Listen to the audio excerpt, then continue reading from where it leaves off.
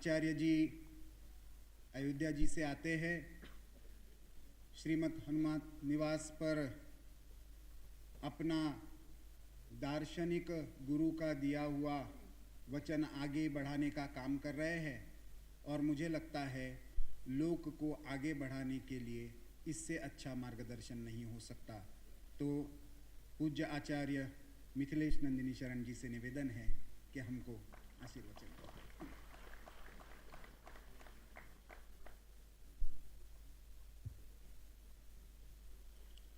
ओम नमो भगवते उत्तम श्लोकाय नम आर्यलक्षणशीलव्रताय नम उपशिक्षितात्मन उपासित लोकाय नमः साधुवाद निकषणाय नमो ब्रह्मण्यदेवाय महापुरुषाय महाराजाय नमः। आपदामपहर्तारं दातारं सर्वसंपदां लोकाभिरामं श्रीरामं भूयो भूयो नमाम्यहम्। लोक मंथन के इस महान अनुष्ठान में, इस आयोजन में समापन सत्र के मंच पर विराजमान और भारत तथा विश्व के भारतवंशियों के मानस मंच पर भी विराजमान मुझ समेत भारत का उत्थान चाहने वाले सभी लोगों के लिए विशेष श्रद्धास्पद राष्ट्रीय स्वयंसेवक संघ के सरसंघ चालक आदरणीय डॉक्टर मोहन भागवत जी, भारत सरकार में वित्त मंत्री के रूप में अपनी सेवाएं दे रही श्रीमती निर्मला सीतारमण जी, भारत सरकार में पर्यटन संस्कृति मंत्री के रूप में अपनी सेवाएं दे रहे यहाँ मंच पर विराजमान श्रीमान गजेंद्र सिंह शेखावत जी, श्रीमान जी किशन रेड्डी जी, और अभी जिन्होंने सिंहावलोकन प्रस्तुत किया श्रीमान जयनंद कुमार जी, संचालन कर रहे श्रीमान प्रफुल्ल केतकर जी, कुछ एक नाम मैं छोड़ रहा हूँ विस्मृति के भय से भी और इसलिए भी कि कुछ समय बचे। सम्मुख विराजमान भिन्न भिन्न आयामों के विधाओं के विशेषज्ञ मनीषी, जिनका अलग अलग रूपों में यहाँ भी उल्लेख किया गया, प्रतिभागी के रूप में, वक्ता श्रोता के रूप में, किसी भाव से अपनी राष्ट्र की समुन्नति, उसके व्यक्तित्व, उसके चरित्र को समझने और उसके प्रति अपनी भूमिका को स्पष्ट करने के लिए यहाँ भाग्यनगर में उपस्थित आप सभी सौभाग्यशाली देवियों और सज्जनों, बीते दिवस के जो सत्र हुए हैं उनमें इतनी सारी बातें आपने सुनी समझी हैं और ये सभा ऐसे मनीषियों की, विद्वानों की है, तो मेरे लिए कोई व्याख्यान का अवकाश आज नहीं है और इसमें भी लिखा हुआ है आशीर्वचन। तो मैं कुछ एक बातें और एक बात जो भी यहाँ से कही गई जो बहुत महत्वपूर्ण है, अयोध्या के बिना लोक मंगल की भावना कम से कम भारत के लिए स्पष्ट नहीं हो सकती और यही कारण है कि भगवान श्री राम का जो विरुद्ध है, उनकी जो कीर्ति है, उनमें सबसे अधिक रेखांकित किए गए शब्दों में एक शब्द है लोकाभिराम, लोकाभिरामम रणरंगधीरम राजीव नेत्रम इत्यादि। तो मैं कुछ सूत्र रूप में थोड़ी सी बातें कहूँगा और अतिकाल का संकोच मुझे भी है, अगर लगे कि देर हो रही है तो आप संकेत कर देंगे, ये अनुरोध है। लोक क्या है? दक्षिण के वैष्णव परंपरा के एक महान आचार्य की एक पंक्ति है, श्री स्तव के अंतर्गत मैं उसकी एक पंक्ति का उद्धारण करता हूँ और मुझे लगता है कि वहाँ से आपको लोक दिखाई पड़ेगा। वे कर रहे हैं वंदना श्री की और उसकी वंदना करते हुए कहते हैं, लोके वनस्पति बृहस्पति तारतम्यम यस्या कटाक्ष परिणाममुदाहरन्ति सा भारती भगवती तु यदि यदासी ताम देवदेव महिषीम श्रियमाश्रयामः। आप सब अभिज्ञ हैं, केवल एक पंक्ति, जो श्लोक की पहली पंक्ति है, लोके वनस्पति बृहस्पति तारतम्यम। लोक वह है जिसमें वनस्पति से बृहस्पति तक की अवस्थिति है और और वनस्पति से बृहस्पति तक के अस्तित्व के होने पर ये दोनों किसी तरह उत्कृष्टता और निकृष्टता के बोध से ग्रस्त नहीं हैं। लोक वह है जो सामंजस्यपूर्ण रूप से अपने भीतर सबको अंगीकार करता है, आत्मसात करता है, क्योंकि वह प्रकृत है। लोक को परिभाषित करने चलेंगे तो हमको तीन बातें, मुझे लगता है कि ये तीन शब्द मुझे कहने चाहिए। लोक तीन आयामों में होता है। उसका एक आयाम है प्रकृति, उसका दूसरा आयाम है विकृति और उसका तीसरा आयाम है संस्कृति। वह लोक जो एक अलौकिक सत्ता से अपने को व्यक्त करता है और जिस अलौकिक सत्ता की ओर दृष्टि जाने के कारण भारतीय दर्शन सर्वम खलविदम ब्रह्म कहते हैं,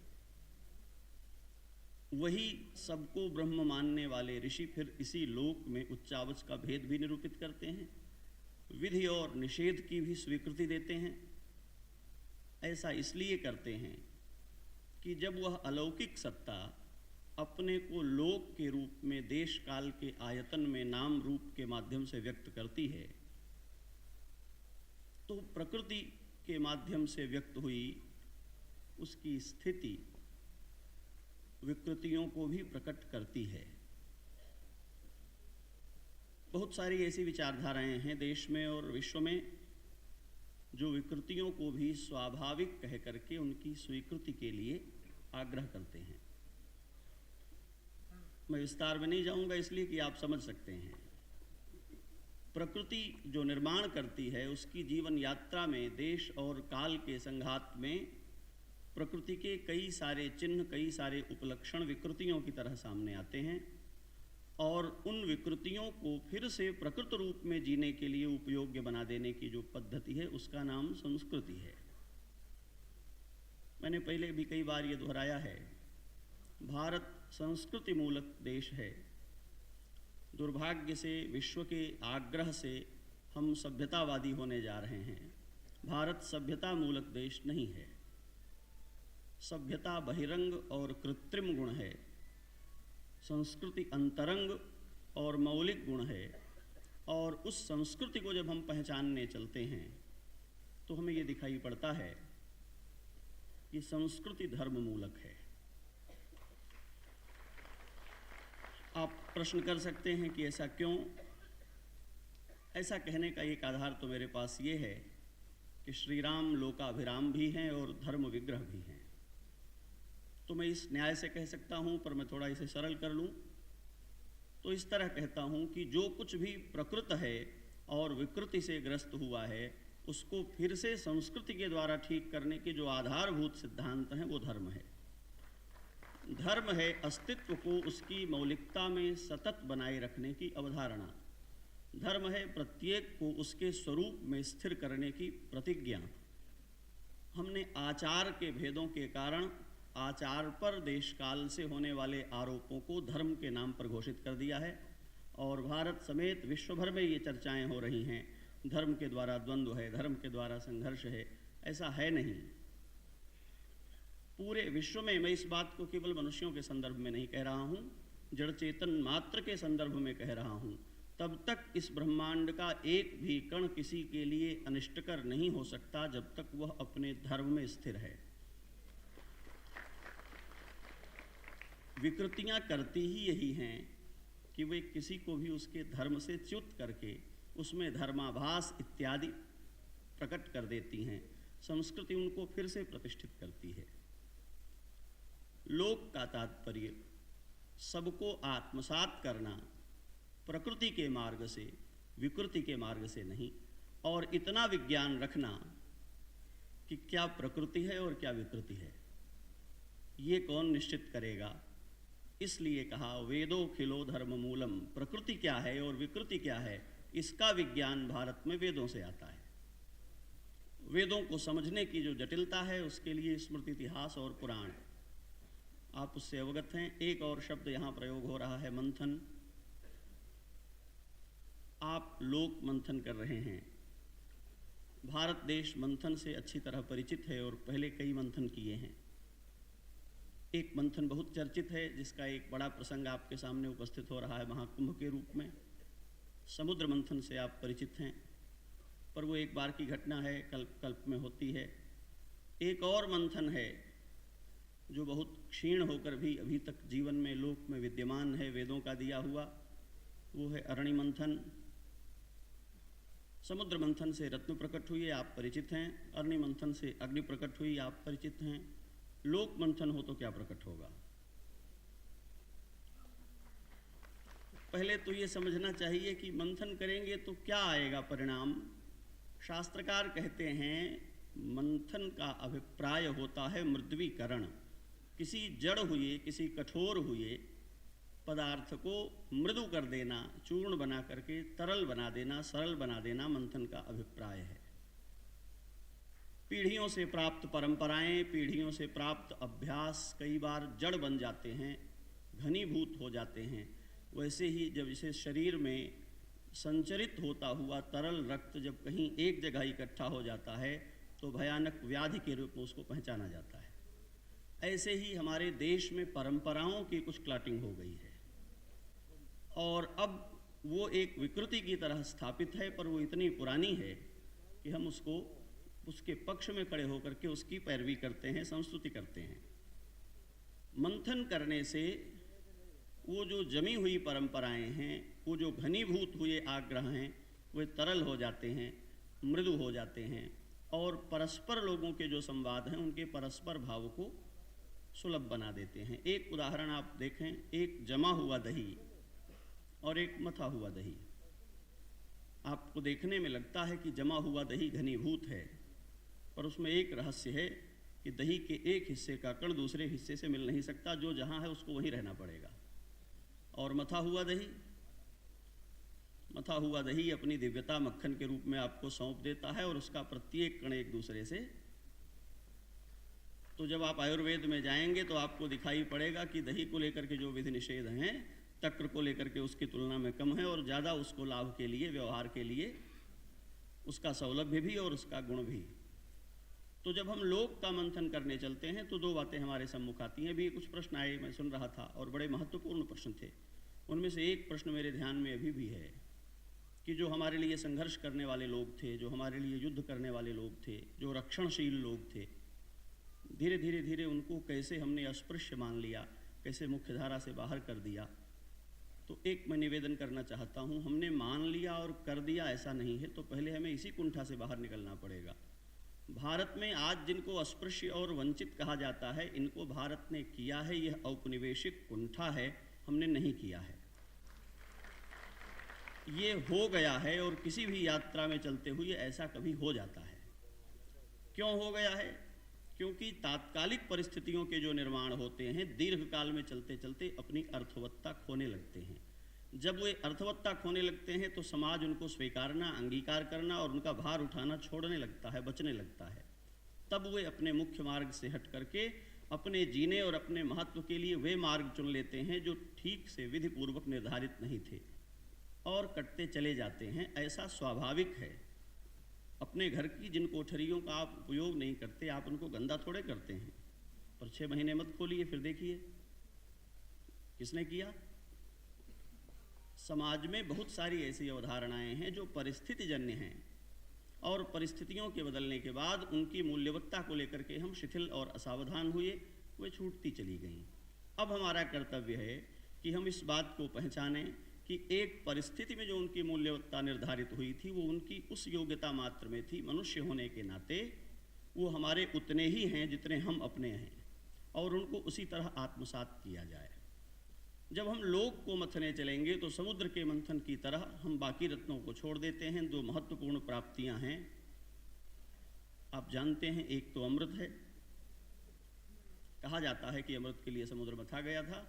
आचार्यों ने इसके कुछ और भी रहस्य उद्घाटित किए हैं कि नहीं ये तो लेबल लगाया गया था, बात कुछ और थी। और एक विष है। ध्यान देने की बात यह है कि अमृत के आकांक्षी लोग समुद्र मथने गए तो उनकी इस बात की कोई योजना ही नहीं थी कि विष भी झेलना पड़ेगा। जो भी मंथन करने चला है और अमृत की लालसा से मंथन करने चला है, कम से कम समुद्र मंथन के बाद वाली पीढ़ी इस बात के लिए प्रस्तुत रहती है या रहना चाहिए कि पहले विश्व आता है, लोक को मथा जाएगा तो जो विश्व प्रकट होता है वो है भेद, जातियों का, भाषाओं का, वर्ग का, परंपराओं का, रूढ़ियों का, और जो अमृत प्रकट होता है वो है अभेद। लोक जड़ीभूत हो गया है और उस जड़ होने के कारण इसमें भेद इतने आरोपित हो गए हैं कि जो वास्तविक अभेद है उसकी उपेक्षा हो गई है। जब इसको मथ करके इसकी जड़ता को तोड़ दिया जाएगा तो इसका अभेद व्यक्त हो जाएगा। पहले के सत्र में एक बात कही गई दर्शन के संबंध में, उसी बात को संदर्भ में लेते हुए मैं अपनी बात पूरी करूंगा, और वो ये है, भेद और अभेद देखते हुए श्री राम राज्य में भेद केवल नाट्यशास्त्र में है, ऐसा कहा गोस्वामी तुलसीदास जी ने। ये अलंकार है, यथासंख्य अलंकार, दोषों को यथास्थान नियोजित करके उनको गुणों में परिभाषित कर देना। कांटा होना दोष है, लेकिन कहाँ है, मैं विस्तार में नहीं जाऊंगा। धुआं होना दोष है, पर कहाँ वो दोष नहीं है। नाटक मंडली में काम करने वाला व्यक्ति नाट्य का रूप धारण करने पर जो भेद प्रकट करता है वो जानता है ये सब नाटक है, मैं असल में राजा नहीं हूँ, अपने अभिनय का हिस्सा नहीं मिलेगा तो मेरा काम नहीं चलेगा। नाट्य मंडली में राजा बनने वाला कह दे अपने मंडल के संचालकों की मैं तुमको क्षमा करता हूँ अपने हिस्से का पारिश्रमिक, ऐसा हो सकता है क्या? वो जानता है कि मैं बना तो राजा हूँ, मैं राजा नहीं हूँ। तो जब नाट्यशास्त्र में भेद निरूपित कर रहे हैं तो वहाँ एक संदेश निहित है। भेदों को जीते हुए, भेदों को बरतते हुए भी भेद यथार्थ नहीं है, अभेद ही यथार्थ है। इस बात को जानना, व्यवहार की योग्यता में समाज को चलाने के लिए जो चीज़ें बनी हैं उनके विज्ञान को पहचानना। और श्री राम की लोक दृष्टि के लिए मैं केवल एक संदर्भ रख करके बात पूरी करूँगा, और वो ये है कि लंका में जाकर के रावण से युद्ध करते हुए श्री राम ने अयोध्या की सेना नहीं बुलाई, देवताओं की सेना भी नहीं बुलाई।